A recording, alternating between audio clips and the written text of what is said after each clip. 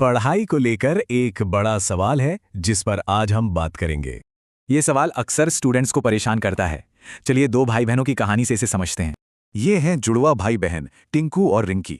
दोनों ही पढ़ने में अच्छे थे, पर टिंकू के नंबर ज्यादा आते थे। तो उनके पापा ने एक शर्त रखी, जो भी क्लास में फर्स्ट आएगा उसे नई साइकिल मिलेगी। बस फिर क्या था, दोनों तैयारी में लग गए।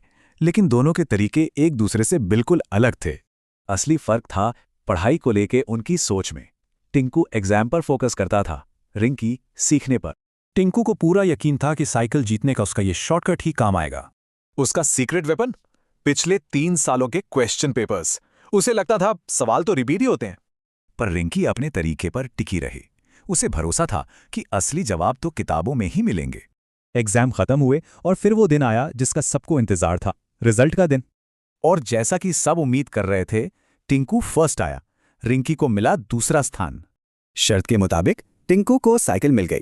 उसकी स्ट्रैटेजी कामयाब हो गई थी। लेकिन असली परीक्षा तो अभी बाकी थी। उसी शाम एक नया मोड़ आया। वहां एक साइकिल कंपनी एक क्विज करा रही थी। जीतने वाले को मिलनी थी एक टॉप मॉडल साइकिल। रिंकी ने किताबें बहुत ध्यान से पढ़ी थीं। उसने झट से सारे सवालों के जवाब दे दिए। टिंकू ने बहुत दिमाग लगाया, पर उसे जवाब नहीं आ रहे थे। उसकी रटने वाली पढ़ाई फेल हो गई।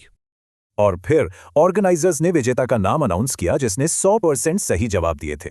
और क्विज की विनर थी रिंकी। उसे टिंकू से भी बेहतर साइकिल मिली।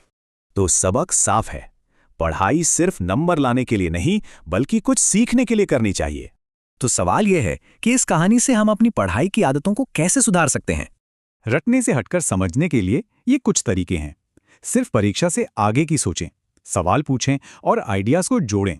ये कहानी हमें दिखाती है कि सच्चा ज्ञान ही असली इनाम है।